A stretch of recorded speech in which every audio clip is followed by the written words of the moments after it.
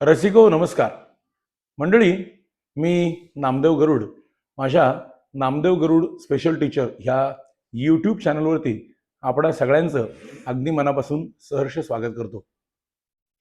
रसिको, आज मी आपल्यासोबत बोलणार आहे किंवा चर्चा करणार आहे आणि आजच्या माझ्या चर्चेचा विषय आहे विद्यार्थ्यांच्या चांगल्या सवयी. विद्यार्थी हा खरं तर माणूस जो असतो की नाही, माणूस हा अगदी मरेपर्यंत विद्यार्थीच असतो असं मला वाटतं. आणि विद्यार्थी दशेत असताना ज्या सवयी आपल्याला चांगल्या आपले आई वडील आणि गुरुजन वर्ग लावण्याचा प्रयत्न करतात त्या आपण कायम स्वरूपी जपल्या पाहिजेत, टिकवल्या पाहिजेत. विद्यार्थी जीवनामध्ये चांगल्या सवयींना अत्यंत अनन्यसाधारण असं महत्त्वाचं स्थान आहे बरं का.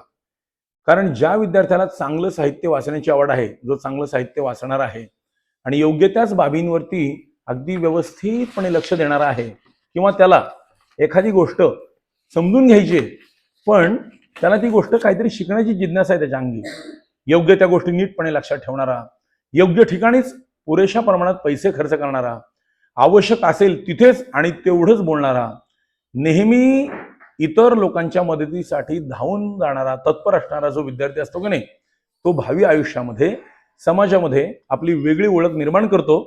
आणि त्यामुळे काय होतं, त्यामुळे निवडलेले जे त्यांनी क्षेत्र आहे त्या क्षेत्रामध्ये त्या विद्यार्थ्याला उत्तम रीतीने यश संपादन करण्यासाठी विशेष मेहनत करण्याची आवश्यकताच पडत नाही. कारण त्याच्या अंगी असलेले कलागुण हे त्यांनी अगोदरच आत्मसात केलेले असतात.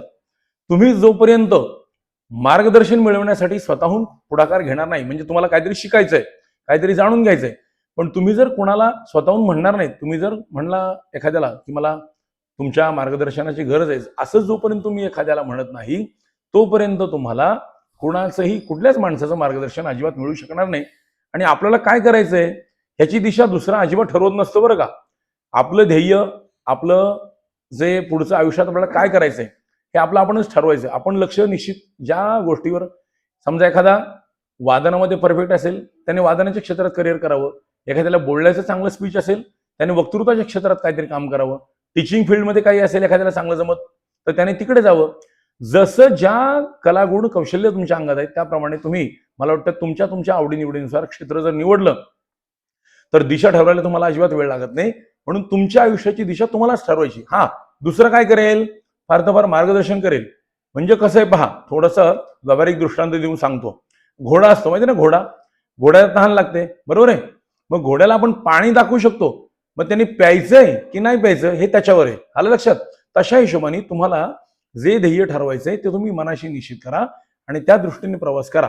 तुमची का एकदा तुम्हाला दिशा ठरवता आली ही तुमची तुम्हालाच ठरवायची. एकदा का ती तुम्ही ठरवली की त्या दिशेने तुम्हाला चालायचं आहे, योग्य ती पावलं टाकायची आहेत. हा, आणि त्यासाठी काय गरज आहे तर स्वप्रयत्नानेच तुम्हाला हे सगळं शक्य आहे.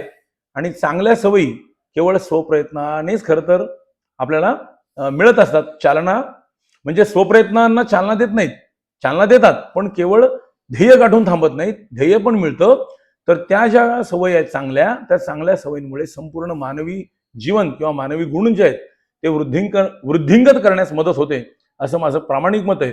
म्हणून आयुष्यामध्ये, शाळेमध्ये, महाविद्यालयामध्ये, कंपनीत, ज्या म्हणून ठिकाणी, कुठच्या आस्थापनामध्ये तुम्ही काम करत असाल, ज्या ठिकाणी तुम्हाला चांगल्या चांगल्या सवयी लागतील त्या कायमपर्यंत शेवटपर्यंत टिकवा आणि शिस्तबद्ध जीवन जगण्याचा प्रयत्न मला वाटतं आपण केला तर खरा आणि आदर्श विद्यार्थी म्हणून आपण निश्चितपणे या राष्ट्रामध्ये आपलं नाव उंचावू शकतो असं माझं प्रामाणिक मत आहे. तेव्हा आजच्या या विषयापुरतं एवढंच बोलतो आणि थांबतो.